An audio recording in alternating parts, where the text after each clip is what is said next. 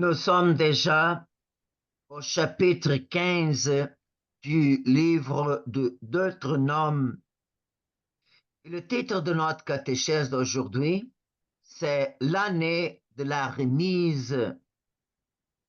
Et on commence notre réflexion, notre méditation avec la lecture des 3 premiers versets de ces chapitres. Au bout de 7 ans, tu feras la remise des dettes. Voici comment se fera cette remise. Tout possesseur d'une créance fera remise à son prochain de ce qu'il lui aura prêté. Il n'exercera pas de poursuite contre son prochain ou son frère, puisqu'on aura proclamé la remise des dettes en l'honneur du Seigneur. Contre l'étranger, tu pourras exercer des poursuites, mais en ce qui concerne ton frère, tu feras la remise de sa dette.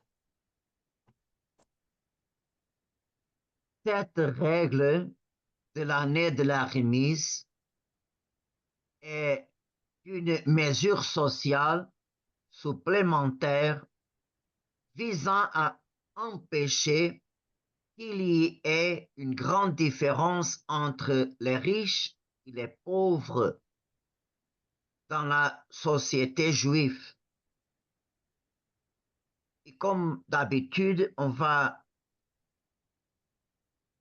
séparer notre réflexion par 4 points. Et le premier point, c'est qu'est-ce que c'est l'année de la remise? Le mot remise signifie pardon d'une peine ou d'une dette.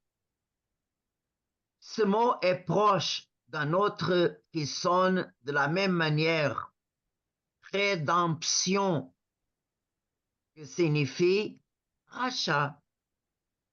Cela peut être compris de différentes manières. Par exemple, racheter un captif, c'est rendre la liberté à un prisonnier, le soustraire au pouvoir d'autrui.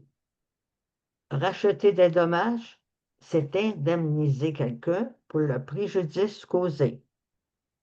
Libérer contre de l'argent, un père a racheté son fils du service militaire contre de l'argent. Racheter ses fautes, il a payé pour elles et elles ont été oubliées. Alors,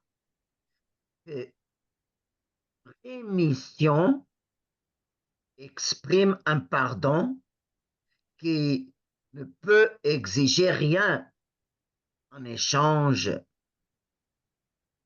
L'autre chose, c'est la rédemption qui exprime le pardon qui est accordé parce que quelqu'un a payé la dette.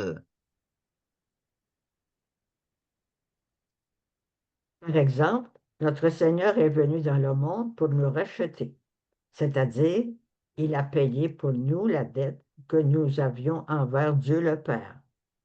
Il a mérité pour nous le pardon de nos péchés et la libération du pouvoir du démon. Et il nous a donné la possibilité d'atteindre la vie éternelle. Cependant, nous réfléchissons à un texte de l'Ancien Testament et nous sommes loin d'atteindre la perfection de l'Évangile. La loi de Moïse sur le pardon des dettes ne s'applique pas aux étrangers, car il est écrit contre l'étranger, tu pourras exercer de poursuites, mais en ce qui concerne ton frère, tu feras la remise de sa dette. Jésus-Christ, en montrant que la charité n'a pas de limite, affirme: à qui te demande, donne. À qui veut t'emprunter, ne tourne pas le dos. Et il entend la charité fraternelle même aux étrangers. Si vous prêtez à ceux dont vous espérez recevoir en retour, Quelle reconnaissance méritez-vous? Même les pécheurs prêtent aux pécheurs pour qu'on leur rende l'équivalent. Au contraire, aimez vos ennemis, faites du bien et prêtez sans rien espérer en retour. Alors votre récompense sera grande et vous serez les fils du Très-Haut, car lui, il est bon pour les ingrats et les méchants. Maintenant que ce point est clair, on va passer au deuxième point qui est sur le sujet prêter. Si nous lisons ce chapitre 15 du livre du Deutéronome, sans la lumière de l'Évangile, nous pouvons comprendre les attitudes des Juifs encore aujourd'hui. Parmi eux, il existe une aide économique pour les plus démunis et une circulation de la richesse, mais uniquement au sein de la communauté juive. Par exemple, on n'a jamais vu ni entendu dire que les Juifs aient apporté une aide économique à un pays pauvre du tiers-monde ou qu'ils aient accordé un prêt sans intérêt à un non-juif. L'obligation d'aider son frère juif dans le besoin est clairement exprimée dans ces mots. De toute manière, il n'y aura pas de malheureux chez toi. Le Seigneur, en effet, te comblera de bénédictions dans le pays que le Seigneur ton Dieu te donne en héritage pour que tu en prennes possession.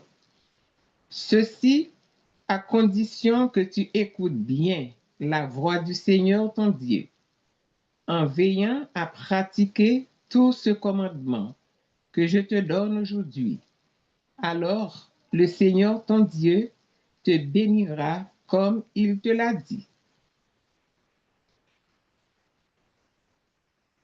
L'interprétation littérale de la loi n'impose aucune action charitable envers le reste du monde.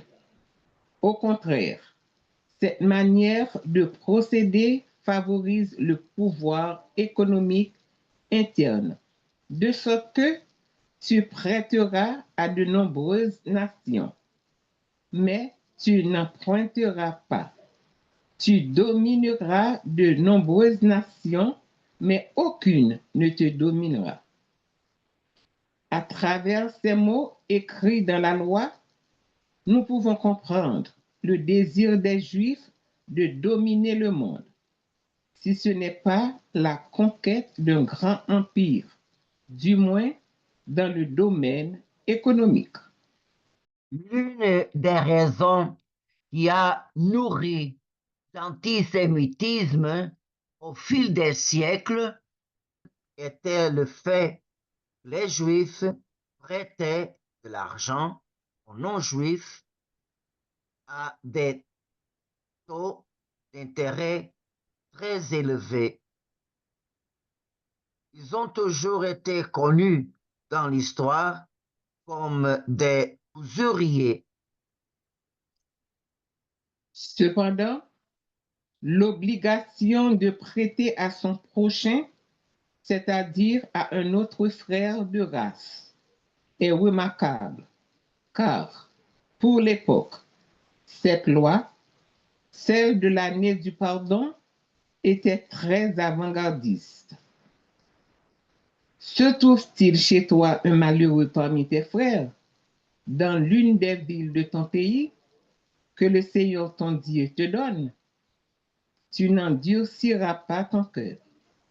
Tu ne fermeras pas la main à ton frère malheureux, mais tu lui ouvriras tout grand la main et lui prêteras largement de quoi suffire à ses besoins.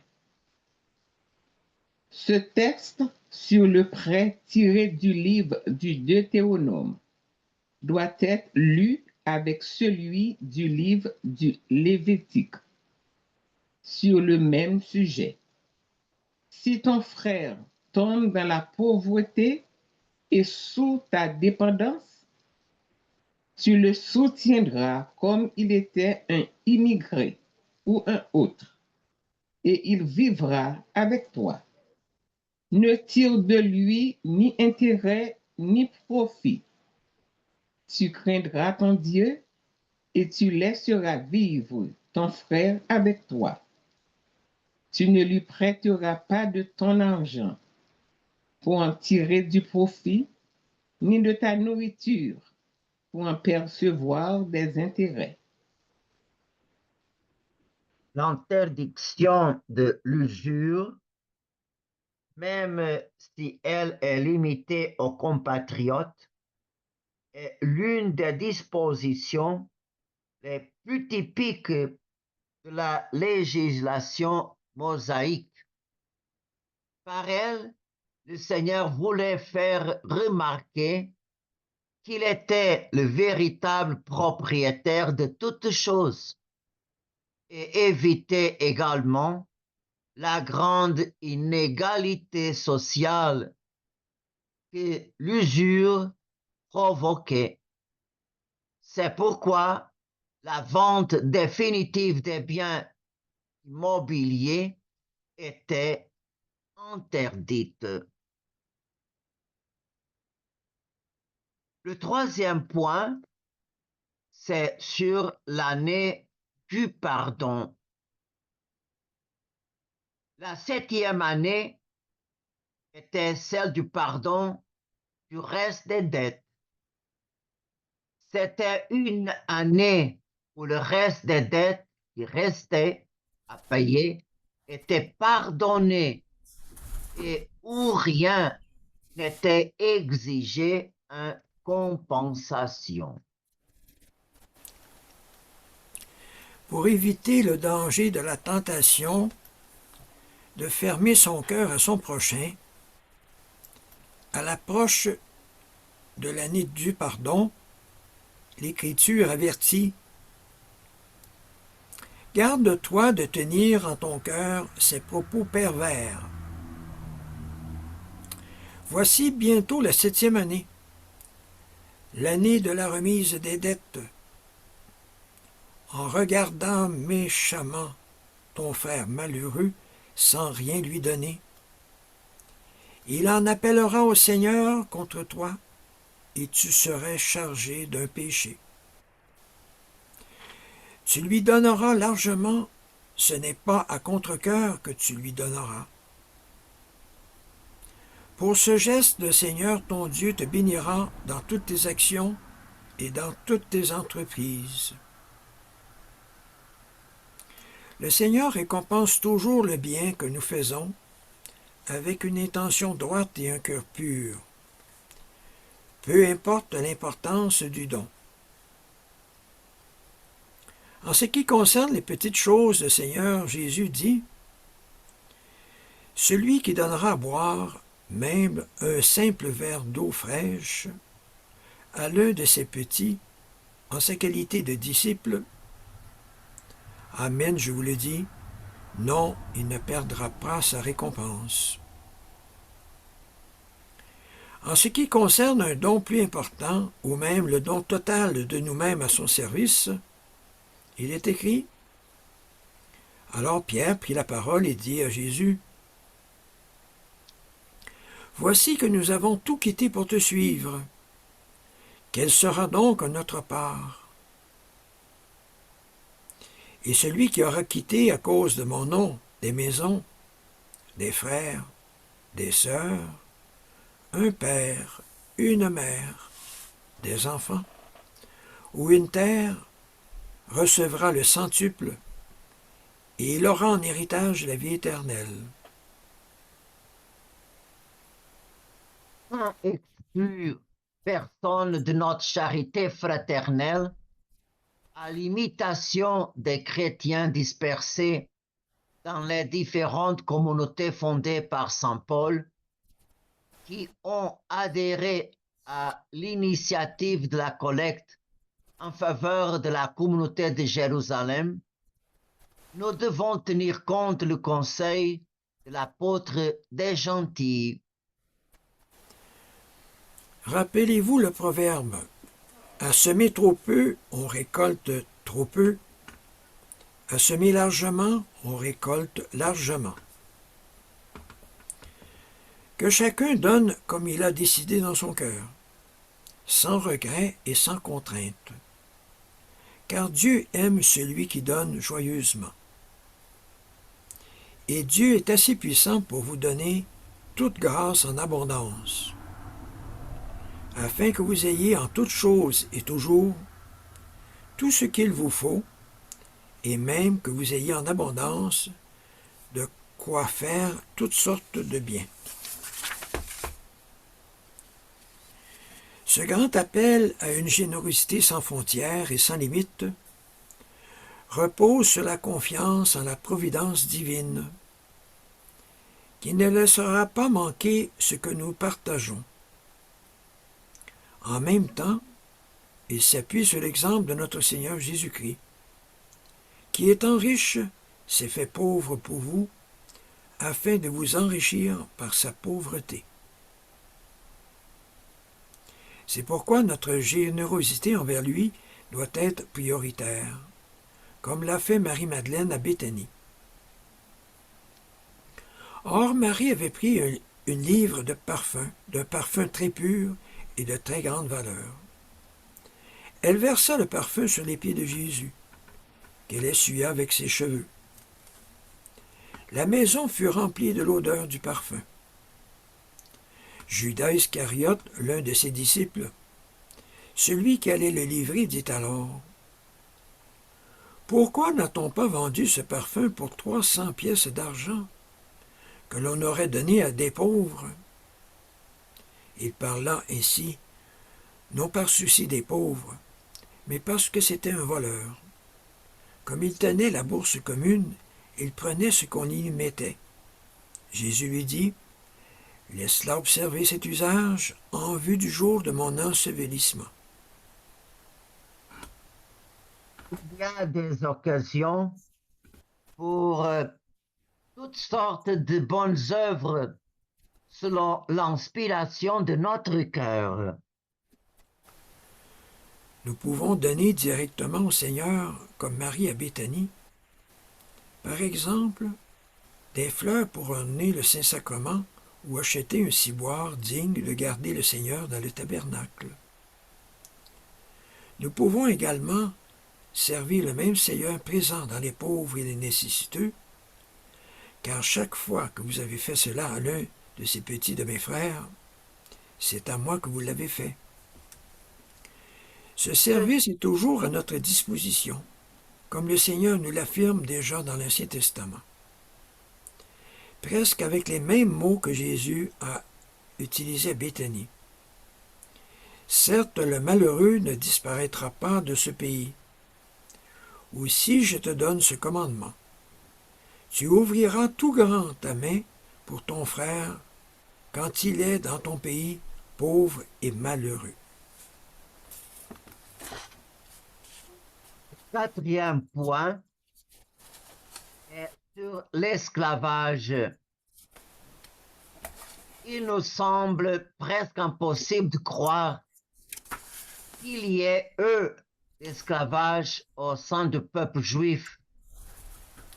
Même s'il n'était pas à la vie, il existait bel et bien. Dans l'une des paraboles, le Seigneur Jésus nous explique comment cela se passait. Ainsi, le royaume des cieux est comparable à un roi qui voulut régler ses comptes avec ses serviteurs. Il commença quand on lui amena quelqu'un qui lui devait 10 000 talents, c'est-à-dire 60 millions de pièces d'argent. Comme cet homme n'avait pas de quoi rembourser, le maître ordonna de les vendre avec sa femme, ses enfants et tous ses biens en remboursement de sa dette. Ainsi, en cas de dette importante et d'incapacité de la rembourser, la personne pouvait être vendue comme esclave. Celui qui achetait un esclave juif ne pouvait le garder que pendant 6 ans. La 7e année était celle de la rémission. Ainsi est-il écrit. Quand parmi tes frères hébreux, un homme ou une femme se serait vendu à toi, il te servira durant 6 ans. La 7e année, tu le renverras libre chez toi. Et en ce cas, tu ne le renverras pas les mains vides. Tu le couvriras de cadeaux avec les produits de ton petit bétail, de ton air engrais et de ton pressoir. Tu lui donneras à la mesure de la bénédiction du Seigneur ton Dieu. Enfin, que celui qui libère son esclave la 7e année ne soit pas contrarié à l'écriture. L'Écriture ajoute qu'il ne te semble pas pénible de le renvoyer libre chez toi. Durant 6 ans de service, il t'aura rapporté 2 fois ce que gagne un salarié. Ainsi le Seigneur ton Dieu te bénira en tout ce que tu feras. Cette loi ne porte aucun préjudice au maître de l'esclave, car celui-ci, bien que temporairement, a beaucoup profité des 6 années de service qui lui ont été rendues. Si l'esclave ne veut pas quitter la famille au cours de la 7e année, la loi prescrit ce qui suit. Mais s'il te dit, je ne vais pas sortir de chez toi parce qu'il t'aime, toi et ta maison, et qu'il est heureux chez toi, tu prendras un poinçon, tu lui en perceras l'oreille contre la porte, et il sera ton serviteur pour toujours. Envers ta servante, tu feras de même. L'esclave perpétuel était quelqu'un qui était marqué à jamais par son maître. Et maintenant, on arrive à la fin de notre catéchèse. Bon nombre de prescriptions de la loi de Moïse ont été abolies par la loi de la Nouvelle Alliance et notre Seigneur Jésus-Christ leur a donné leur sens définitif. Si nous voulons résumer toute la loi et l'essentiel de l'Évangile, il suffit de lire ces passages. Les pharisiens, apprenant qu'il avait fermé la bouche aux Sadduciens, se réunirent et l'un d'entre eux, un docteur de la loi, posa une question à Jésus pour le mettre à l'épreuve. Maître, dans la loi, quel est le grand commandement? Jésus lui répondit, tu aimeras le Seigneur ton Dieu de tout ton corps, de toute ton âme et de tout ton esprit. Voilà le premier commandement. Et le second lui est semblable. Tu aimeras ton prochain comme toi-même. De ces 2 commandements dépend toute la loi, ainsi que les prophètes. En accomplissant cela, nous faisons tout.